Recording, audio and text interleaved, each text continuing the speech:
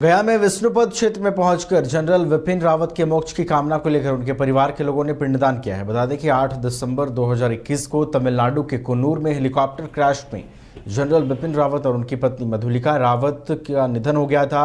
1.5 साल के बाद परिवार वालों ने जनरल विपिन रावत और मधुलिका रावत के मोक्ष की कामना को लेकर गया जी में पिंडदान किया है। इस संबंध में दिवंगत मधुलिका रावत के भाई यशवर्धन सिंह ने क्या कुछ कहा, ये आपको सुनाते हैं।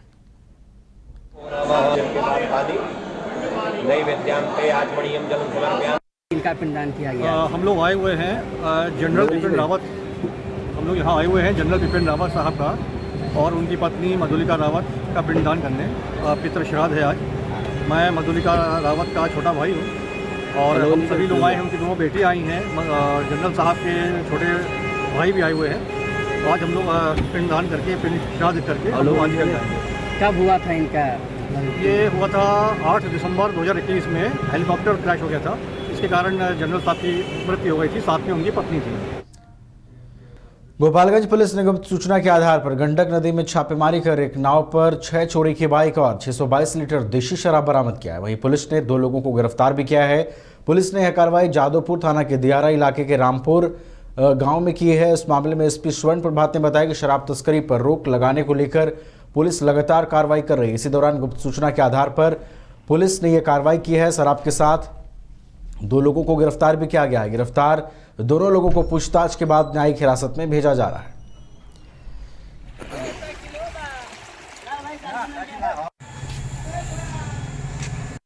शराब माफियाओं के विरुद्ध कार्रवाई लगातार जारी है और इसी कड़ी में जादवपुर थाना अंतर्गत कल रात में 6 चोरी की बाइक के साथ 2 शराब तस्करों को गिरफ्तार किया है और एक नाव से भरी शराब भी जब्त की गई है। कुल 622 लीटर विदेशी शराब बरामद की गई है। तो बाइक भी जब्त की गई है। 6 चोरी की बाइक भी जब्त की गई है और पहचान किया जा रहा है। इसमें और भी जो लोग फॉरवर्ड बैकवर्ड लिंकेज को स्थापित किया जा रहा है।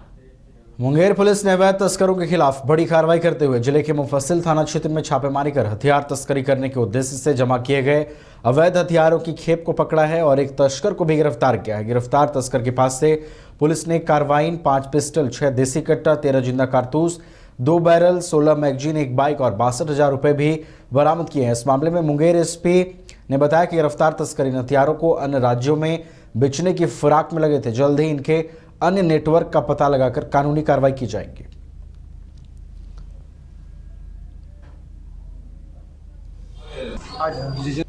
एक संदिग्ध व्यक्ति हथियार लेकर डिलीवरी करने के लिए कगड़ी की तरफ जा रहा, उसी के सूचना आधार पर जो श्री कृष्ण सेतु पुल के चेक पोस्ट है हमारे, वहाँ चेकिंग किया गया।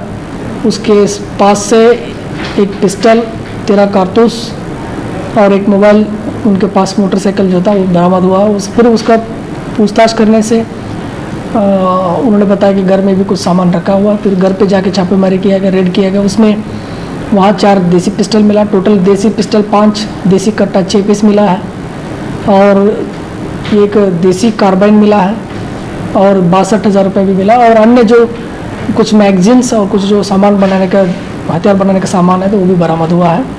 और इसका नाम है मोहम्मद सिमरन उर्फ राजू है। ये बाकर सासाराम के मल्टीपर्पज हॉल में कृषि विभाग की तरफ से जिला स्तरीय रबी कार्यशाला सह प्रशिक्षण कार्यक्रम का शुभारंभ हुआ। शुरुआत जिलाधिकारी नवीन कुमार ने दीप प्रज्वलित करके, बाद में जिलाधिकारी ने एक जागरूकता रथ को भी हरी झंडी दिखाकर रवाना किया। उन्होंने बताया कि रबी महोत्सव को लेकर यह शुरुआत की गई है। रबी के फसलों को लेकर कृषि विभाग के लोग गांव-गांव जाएंगे और किसानों को बताएंगे कि पारंपरिक खेती के अलावा भी इंटीग्रेटेड खेती की जा सकती है। साथ ही खेतों का अधिक से अधिक उपयोग कर अपनी आय को कैसे बढ़ाया जाए, इस संबंध में भी जानकारी दी जाएगी। और हम लोग रबी महोत्सव प्रारंभ किए हैं, जो इस जिले में प्रारंभ हो गया आज से। कल राज्य से माननीय मुख्यमंत्री जी ने प्रारंभ किया था और आप देखें कि अभी एक हम लोग के पास वैन भी मिला है जो विभिन्न पंचायतों में जाकर सभी किसानों को जागरूक करेगा आधुनिक कृषि करने के लिए और अपनी आय कैसे बढ़ाएं इसके लिए। साथ ही साथ जो हमारा कन्वेंशनल जो खेती कर रहे हैं उसके अलावा हम उन्नत खेती में कैसे जाएं, अपनी पैदावार कैसे बढ़ाएं और खेतों का मैक्सिमम उपयोग किसान अपनी आमदनी बढ़ाने के लिए कैसे करें। आप सभी लोग जानते हैं कि अब हमारे जो किसान हैं वो एक बेहतर विकल्प लेकर और अपनी आमदनी बढ़ा सकते हैं। वो पुराना समय नहीं रहा जब किसान धान, गेहूं या अन्य चीज़ें करके और उसी में लगे हुए। अब हमारे किसानों के पास इंटीग्रेटेड फार्मिंग करने की परिकल्पना है और इंटीग्रेटेड फार्मिंग हमारे किसान कर रहे हैं। और बिहार सरकार ने जो कृषि रोड मैप बनाया है उसमें पूरी तरह इस स्टेट को एक बेहतर किसानों को मतलब साइंटिफिक खेती, टेक्निकल खेती, उस तरह की बातें हो रही है और उसमें हम लोग अभी तक सफल भी हुए हैं। और इस ज़िले में काफ़ी जागरूक किसान हैं, काफ़ी पढ़े लिखे किसान हैं, अच्छे किसान हैं। तो इसके अलावा भी हमने कहा है कि जो फसल उनका हो रहा है उसके लिए प्रोसेसिंग यूनिट लगाएं ताकि उसका और बेहतर और ज़्यादा आमदनी उनको प्राप्त। सासारा में राष्ट्रीय जनता दल के नेता और विधानसभा के पूर्व स्पीकर उदय नारायण चौधरी ने उपेंद्र कुशवाहा और जीतन राम मांझी को अम्बेडकर विरोधी बताया। साथ ही कहा कि जब से जाति गणना की रिपोर्ट आई है उसके बाद कुशवाहा जी जैसे नेता बीमार पड़ गए हैं। भाजपा के साथ जाने वाले जितने भी दलित पिछड़े नेता हैं सभी को उन्होंने अम्बेडकर विरोधी बताया और कहा कि आने वाले चुनाव में उन तमाम दलित पिछड़े नेता जो भाजपा के साथ खड़े हैं उनकी खटिया खड़ी हो जाएगी। उन्होंने उपेंद्र कुशवाहा पर निशाना साधते कहा कि उपेंद्र कुशवाहा का अपना इलेक्शन सिंबल भी नहीं है, वह खुद भाजपा के सिंबल से चुनाव लड़ने के लिए परेशान है।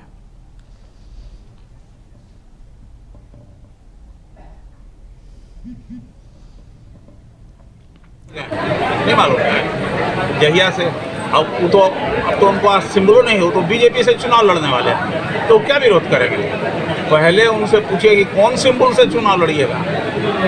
बीजेपी फुल छाप से लड़े और मांझी चाहे जो भी नेता है, जो नेता इसका विरोध करता है या जो भाजपा में है भी दलित पिछड़ा वो सब अम्बेडकर।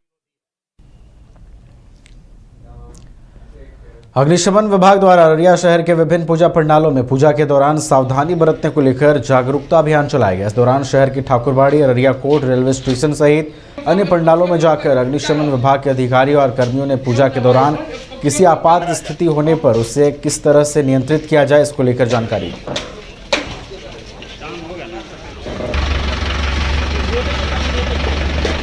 दी। फायदा बहुत है। अचानक कहीं पर आग लग जाएगा उसको हमारे ये जो टीम है हमारे अभी जो मिले हैं जिसके साथ अभी मीटिंग किए हैं, प्रस्ताव में दस्तखत किए हैं, ये बहुत जागरूक हैं। समन्वय विभाग बहुत जागरूक हैं और ये पूरे अररिया जिला घूम रहे हैं। अभी अररिया स्टेशन पर हैं वार्ड नंबर 7 में और ये अपना मोबाइल नंबर ओपन कर दिया है।